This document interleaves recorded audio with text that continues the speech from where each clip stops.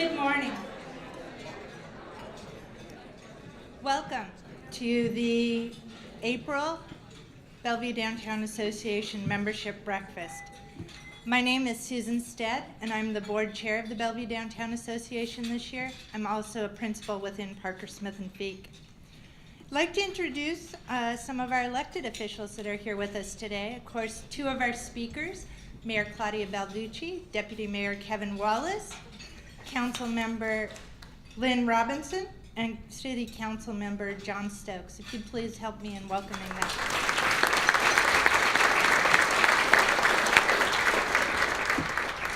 Briefly, I'd like to mention that the BDA is a membership organization. We are here charged with leading the evolution of downtown as an economic and cultural heart of Bellevue. So any new members or anyone who has not attended before, we'd love to talk to you more about what membership might look like. We help downtown thrive through advocacy, member engagement, marketing and promotions, and major community events. I'm obviously going to plug a major community event. The Bellevue Jazz and Blues Festival is coming up. Tickets are on sale, and two of our headliners include Booker T. Jones and the Dirty Dozen Brass Band. So we do anticipate those will sell out. We recommend you buy tickets early. Our speakers this morning are going to focus on the City of Bellevue's 20-year vision. They'll touch on recent highlights, certain milestones. It's been quite an eventful month. You may recall that last year, both the mayor and the deputy mayor were here, and they gave us a preview of the council's visions and priorities last year. This time, we're getting a chance to kind of chart their progress, note any shared challenges and opportunities, and look ahead to the city's future. We're going to hear from the mayor and the deputy mayor for a few minutes, and then we're going to open it up to questions. If you'll please help me welcome Mayor Claudia Balducci and Deputy Mayor Kevin Wallace.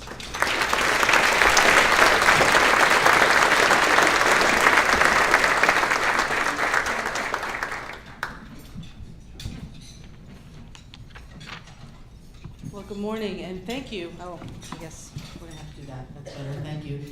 Good morning, everyone. Thank you so much for having us here today again to talk about the news from City Hall.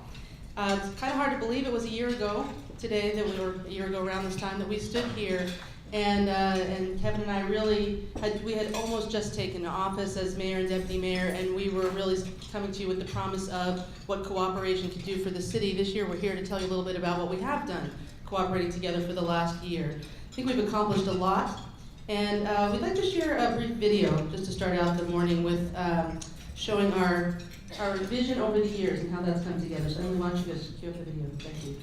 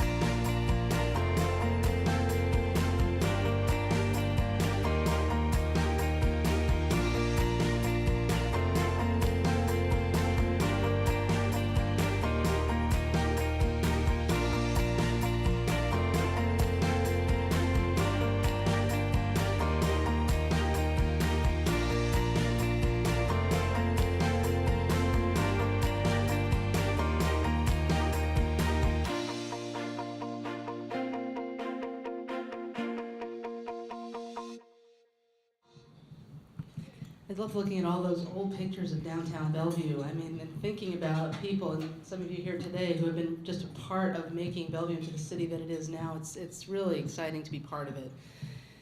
Before we dive into some of the progress report part of the morning, I'd like to share some of the recent news from City Hall, and then I'm going to ask Kevin to come up and give an update on the city's financial situation and environment. So first, some news from City Hall. It's been an extremely busy year on many fronts, and definitely on the hiring front. So last year we introduced you to then new City Manager Brad Miyake. Now he's old City Manager Brad Miyake. But we do have two new chiefs, Fire Chief Mark Risen and Police Chief Steve Milet. I'm going to tell you a little bit about them and then ask them each individually to stand up so you can get to know who they are. Chief Risen has had a distinguished 36-year career in firefighting, 32 of those years with the Bellevue Fire Department. He joined BFD as a firefighter in 1983 and has moved up through the ranks all the way to the rank of chief.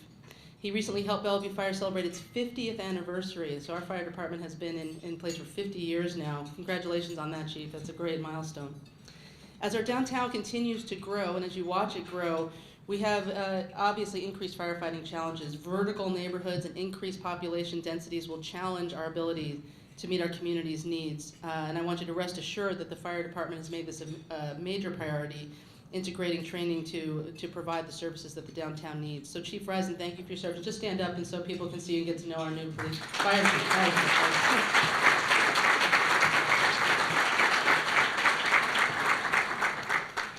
We're also pleased to welcome our new police chief, Steve Milet. Most recently, Chief Milet was the police chief for South Lake, Texas. Prior to that, he was with the Corpus Christi Police Department for 23 years. You may have read about this in the reporter, but what they didn't report, and the more important thing to know about him, is that he was born in Brooklyn and grew up on Long Island like my people, so he's a New Yorker at heart. But somehow a Yankee fan. We're going to have to talk about that. He received a very warm welcome. He arrived at City Hall, and within, I believe it was 48 hours, he had at least 2 press conferences, so the local media made him feel right at home. But he did a great job, and we know he's going to be a tremendous ambassador for the police department. So I want to thank and welcome Chief Milet. Please stand up so everybody can get to know you. Welcome, Chief Milet.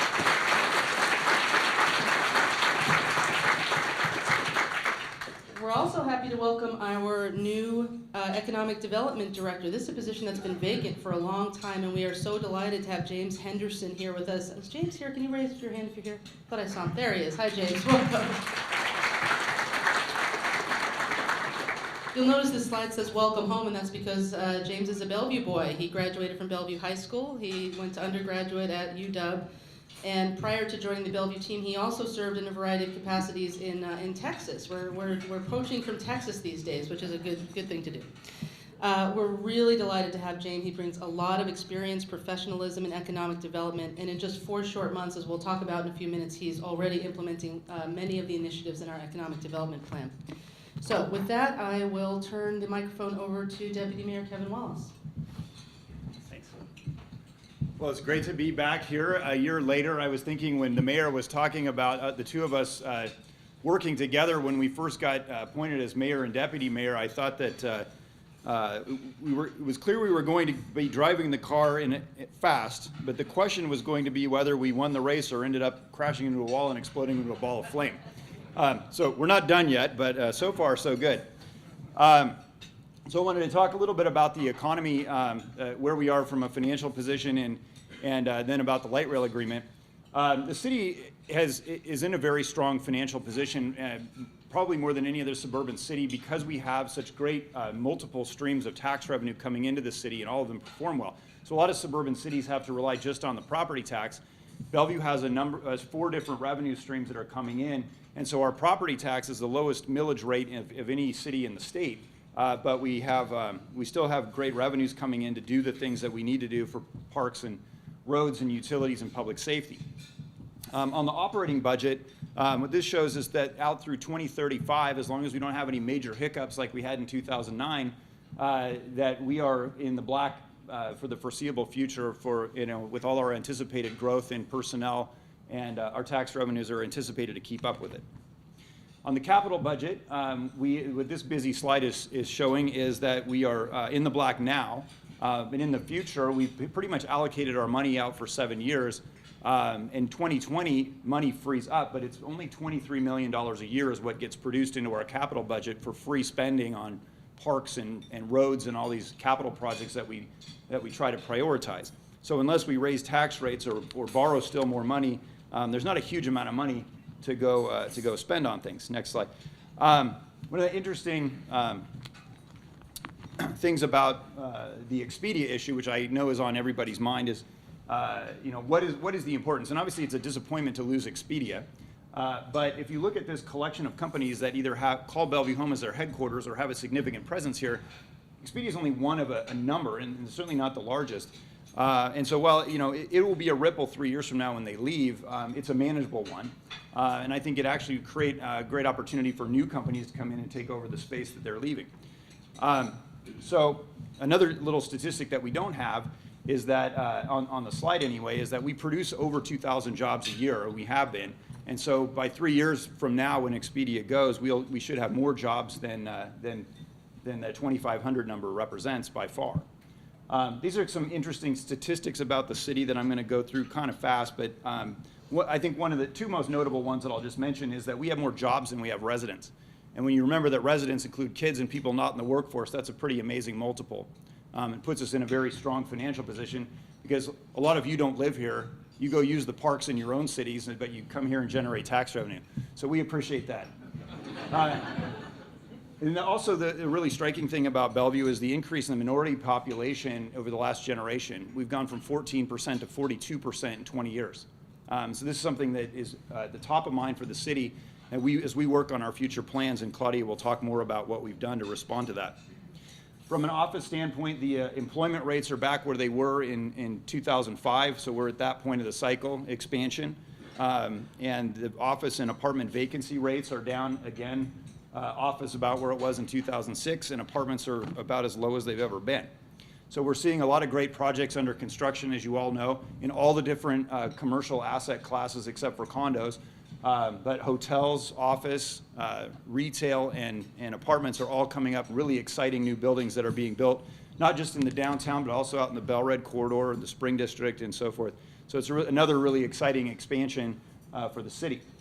So moving over to the MOU, the Eastlink project, I'm really proud of what we were able to achieve in this discussion. As many of you know who were watching it closely over the last 6 years that we've been working on it, or some of us even longer than that, this has been a very difficult agreement where we had to balance a lot of competing interests to get to a good solution.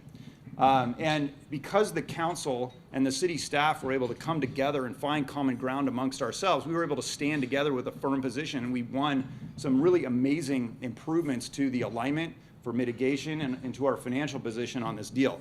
So I'm really proud of where we ended up. On the financial part, I'll talk about two things, financial and mitigation. On the financial side of things, we were in a $160 million commitment, the worst of which was a $60 million contingency. And we eliminated that in this negotiation. So we no longer have this financial noose around our neck going forward. It's a clean slate. We make our contribution and we're out. We go back to being their permitting authority and not their partner. Also on the $100 million piece, this is not really us taking $100 million in cash and giving it to them. What we're doing is we're giving them strips of property, and it's parcels that we already owned, or it's parcels that we bought for a road or a park, and we're giving them part of it for the light rail line, that to them is worth $100 million, but it didn't cost us $100 million. So financially, there's not a huge commitment on this project, and in exchange, what do we get? We get a lot of mitigation, and we got the tunnel. So looking at some of the improvements that we've had on the mitigation front, this is down in Enitai, and what this is showing is that the line is dropping down a lot more to protect the neighborhoods from its impacts than was originally planned. And then in the original agreements, if you look at the next slide, there was an original plan to put this in the middle of Bellevue Way. The train being constructed and operating in the center of the road was one of the plans. And that's all been avoided. If you look at the next slide, we've got the line out of the road right of way, and it's going to be sunk in some places down in a depression so that it'll act as sort of its own noise wall to protect the neighborhoods from noise.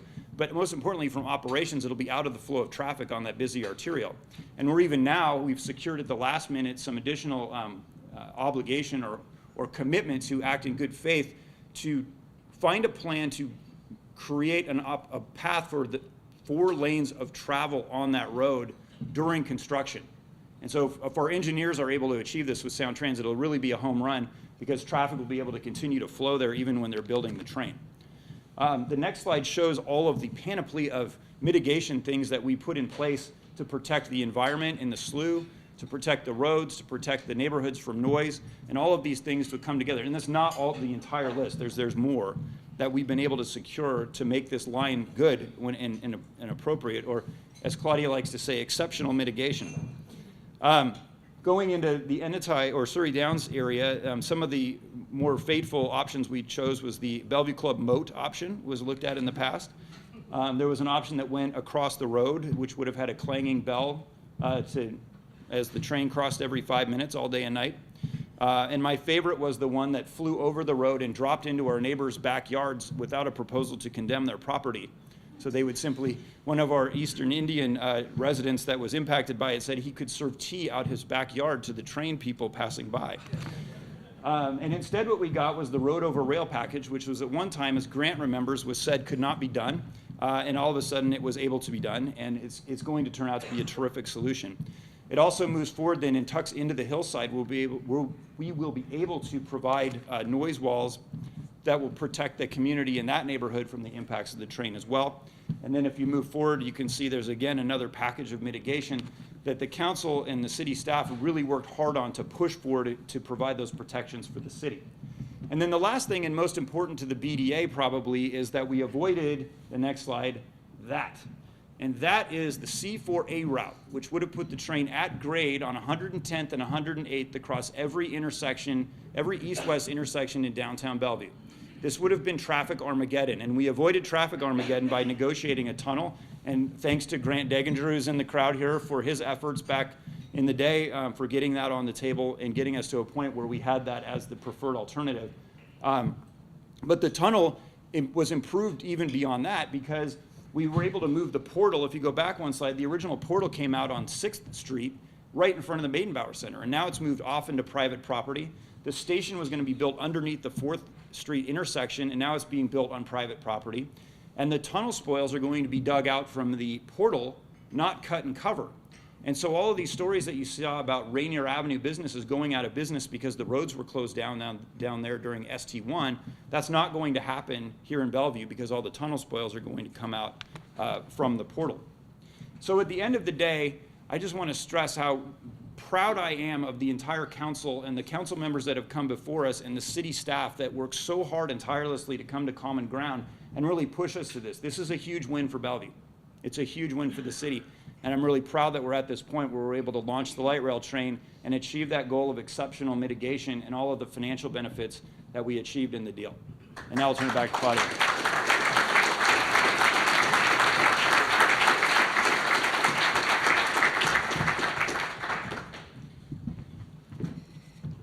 All right, so that was actually hot off the presses news. We just finished that agreement last week and voted on it at City Council, and then the Sound Transit Board approved it last Thursday. So, you know, the champagne corks have barely hit the ground, and we're pretty happy with it still. So I'm going to talk a little bit now about the council priorities. We introduced these last year. This is part of the Vision 2035, Bellevue, the city where you want to be, vision that the council, we all set together at our retreat in 2014. We separated our vision out into a series of 7 strategic target areas, which each had kind of a to-do list underneath them. A lot of the accomplishments, I couldn't possibly touch on all of them, are on these sheets that are at your places, so you can see some of the things we've done. But I'm just going to touch on some of the highlights. So starting with economic development, we said we would adopt an economic development plan, and we did that. I think actually we might have done that by the time we were here last year. So the implementation of the plan is now underway, and we are really being very much more intentional and putting a lot more resources towards economic development than we have typically as a city. We've been very fortunate in that we've seen a lot of the growth and a lot of the success without the city being extremely active in economic development, and now that's changing. So we have got this model, a balanced approach toward economic development, and I'll just go on quickly through how we're going to implement it in Bellevue. There's 3 prongs: business attraction, business retention and expansion, and next generation Bellevue. So starting with business attraction, this is a place where having James and soon to be his team of 1, and that's 2 more people than we've had. So we'll be working very hard to get out in the world and tell the story of Bellevue to businesses who want to come and be here. We're a very attractive place to be and do business, but we need to get the word out. So recently, Bellevue, along with Economic Development Council of King County and the State Department of Commerce, I keep saying Congress, attended the Select USA Summit in Washington, D.C. They had an opportunity to talk to international companies that are interested in investing in the U.S. and particularly in the Puget Sound region. James met with more than 16 foreign companies, identified several that were interested in expanding into Bellevue and the Puget Sound, and we'll be following up with them. James is also working on our marketing approach, and we'll be putting out more information on our website and through various media, and sort of working with others to do that as well. Business retention and expansion, obviously a topic on our minds these days here in Bellevue. We know we have tremendous companies here, and we have had tremendous companies here, but we also understand that we live in a competitive world and that we need to work hard to make sure that we are, as a community, as competitive as possible to retain and grow our great local businesses. We've not done a lot in this area before, but what James is working on is building an economic development action team within City Hall as a first step, a group of high-level people within City Hall who can provide technical assistance and sort of be on call at a moment's notice to help businesses with anything they might need to navigate City Hall and government issues in order to create that relationship and help them to stay here. Of course, the announcement by Expedia, as Kevin said, was not something we would have wanted to see. I think as the news sank in that they were going to be moving on to Seattle, what I thought about was the idea that companies have a life cycle. They start, they grow, they become something different, and they have a vision for themselves. And it would have been wonderful if Bellevue had the real estate market for the vision that Expedia is growing into, because they're just going great gangbusters, but we didn't. And when we don't, another part of economic development is making sure that we have the regional connections and the regional capacity to maintain those jobs here in the region. So it's a win for the region that Expedia is staying in Seattle and that those employees, 75% of whom live in Bellevue, will continue to be great and happy residents of the city of Bellevue and have wonderful jobs with Expedia. But the whole experience does reinforce why it's so important for us to have that retention approach and to have a policy where we create relationships with the businesses that are here and help them to stay. The third item is Next Generation Bellevue. This is our initiative to support and grow technology startup companies here within the city. And we've had 3 major initiatives in the last year. The first is Impact Hub Seattle. Don't know if you're aware, but over at the Lincoln Center North building on the other side of 106, on the other side of I-405, the building that did not burn down over the weekend, we created an agreement with Hub Seattle LLC, and we're repurposing 10,000 square feet to be an incubator space. We already have 28 new companies there. We've had 3 technology startup events at City Hall, and we'll continue to host those. And we're currently exploring possible city participation in a crowdfunding, which was made possible by a 2014 legislation sponsored by our own Representative Cyrus Habib. So we'll be working more on that in May and June. We're also going to continue to work really hard to bring the University of Washington's Global Innovation Exchange program to Bellevue. You may have heard about this. It's a technology graduate program that will work in partnership with larger tech companies, particularly Microsoft, and it's a very exciting concept. We're really hoping to land that here, but we're going to have to work hard to roll out the master plan, to roll out the welcome mat and bring this deal home. We're also working on a tourism master plan. That was the next line. And with tourism, with Visit Bellevue, Washington. So a lot going on the economic development front. I had to say a lot about that one. I won't say that much about all of them. Transportation and mobility is obviously one of our biggest challenges, and at the council we spend a lot of our time on transportation. You've already heard quite a bit about that today. But just underscoring the reason behind all that effort and focus. So in a recent statistically valid poll that was conducted of Puget Sound voters, they were asked, what do you think is the most important problem facing the Puget Sound region? And 47% unprompted said traffic and the inability to get around. All other issues didn't break single digits. So this is the topic on people's minds right now. And it's not just their perception, traffic really is much worse. We found from WashDOT data that drivers on I-405 in Bellevue and Renton have experienced 39% increase in traffic since 2012. It's getting much worse very fast. So thus, one of our top priorities has been to secure funding for the completion of the I-405 and SR 520 projects. And both Kevin and I have spent time down in Olympia advocating for the package that's working its way through. And as the legislature goes into overtime, I have to recommend that all of you do so as well. Please contact your representatives and help them to get to yes, because these are one of our critical needs if the city's going to continue to thrive, that we get those projects finished.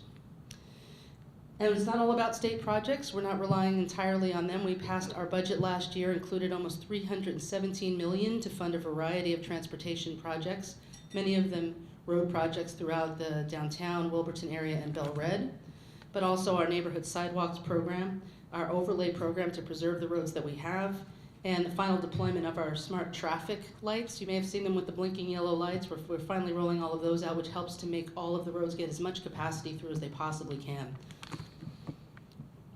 So we already talked about East Link a little bit, but I just had to say it again because it was really the big accomplishment that we had in the last week. Checked off, I won't belabor it, but it really was a pretty big deal. And we're gonna build light rail and it's gonna come to Bellevue and we're gonna ride it in just a few short years. So I'm very excited about that. I will say there were times, and we were sort of asked if we could sort of talk a little bit about the human interest story behind this. And it's really not that exciting. It was a lot of long nights, a lot of meetings, tremendous amount of work by the leadership team and the staff at the City of Bellevue and Sound Transit. But I will say, if you want to have a visualize your deputy mayor sitting at home or at the office in the dark of night poring over spreadsheets, because there was a lot of that. He did a great job. I mean, really, we could not have gotten the deal we got for Bellevue without his hard work to dig into those numbers and understand where they were going. All right, moving on to the next priority area, high quality built and natural environment. We sure earned our nickname City in a Park in the last year. We opened the Botanical Garden Visitor Center, the new Bellevue Youth Theater, the new Hidden Valley Sports Field, and the Field House, which is just beautiful if you haven't been there, as a partnership with the Boys and Girls Club, and a new driving range for those of you who golf. That was just opened this last weekend.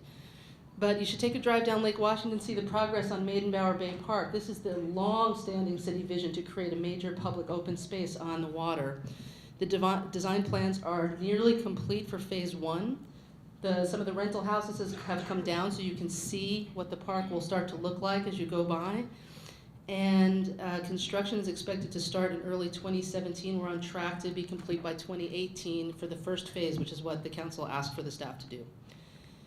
And of course, dear to the Downtown Association, hopefully, is the completion of the Downtown Circle.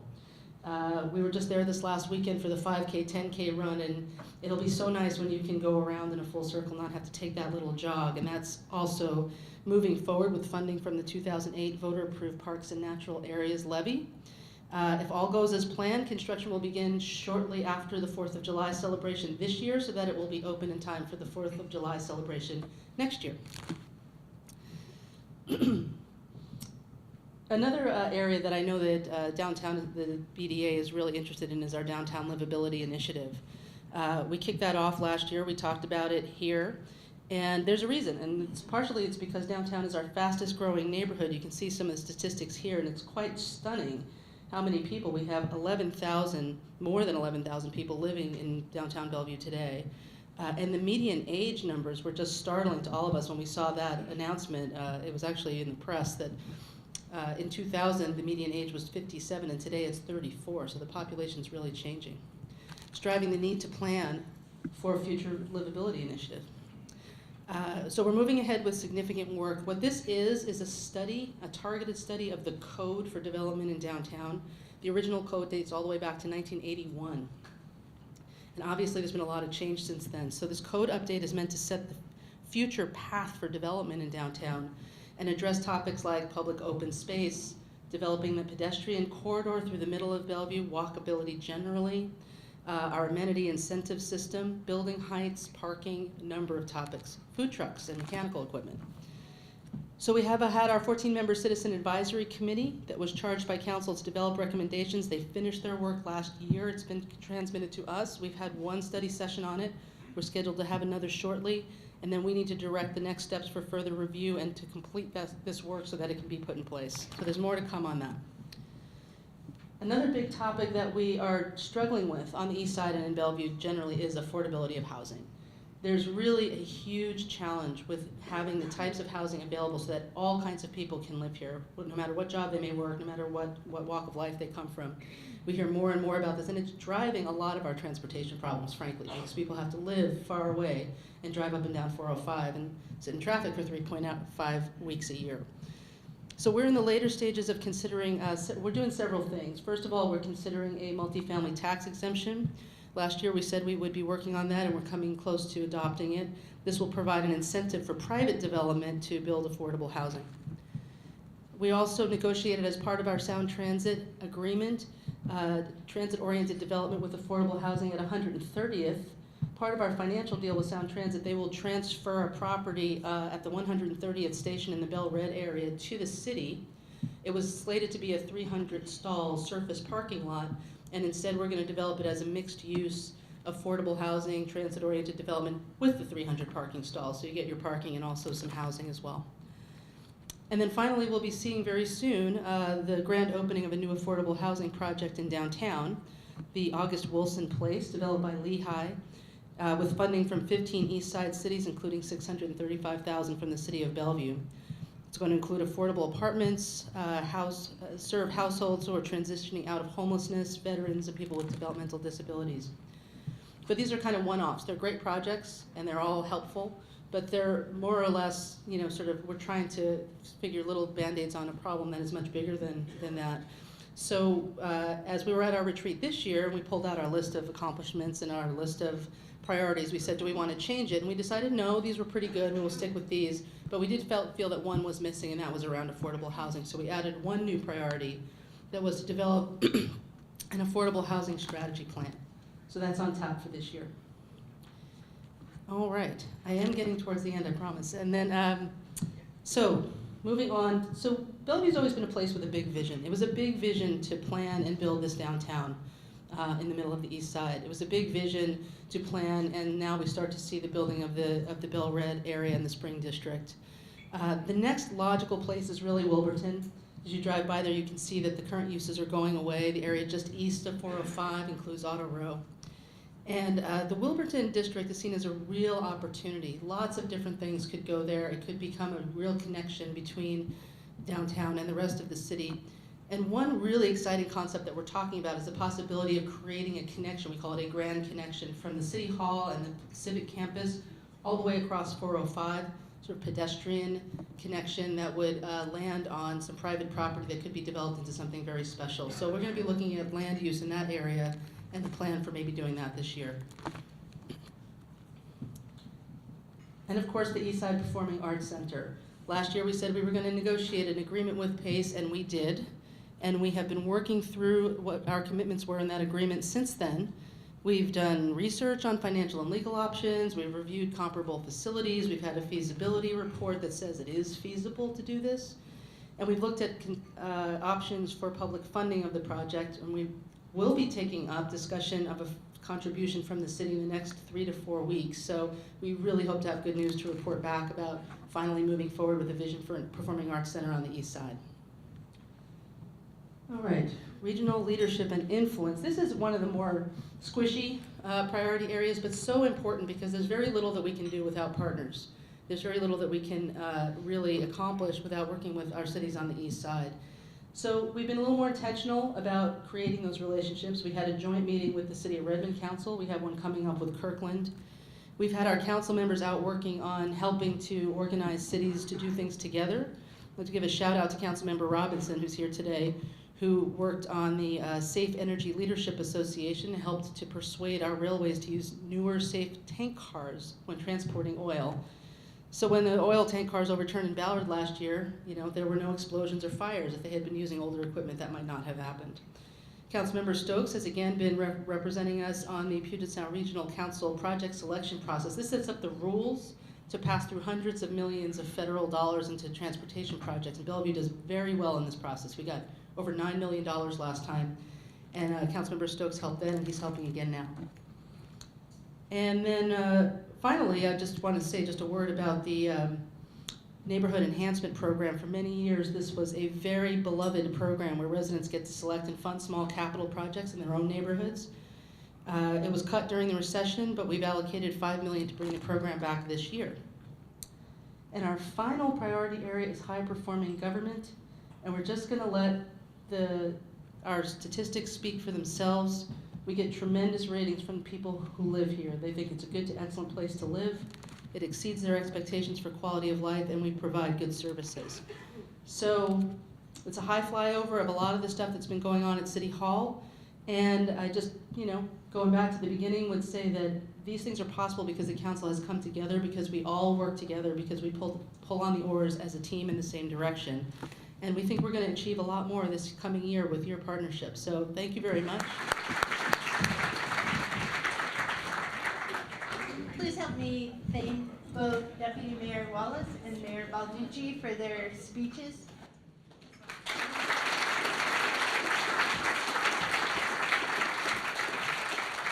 I have to say, I feel like a busy person. The two of them make me feel like a slacker. I don't know about the rest of you, but thank you so much for all the work you're doing along with the city staff to make Bellevue the place we all want to be. I'd like to thank our breakfast sponsors, the Fortin Group and Puget Sound Bank. Without them, you would all be paying more for your breakfast this morning, so please help me thank them.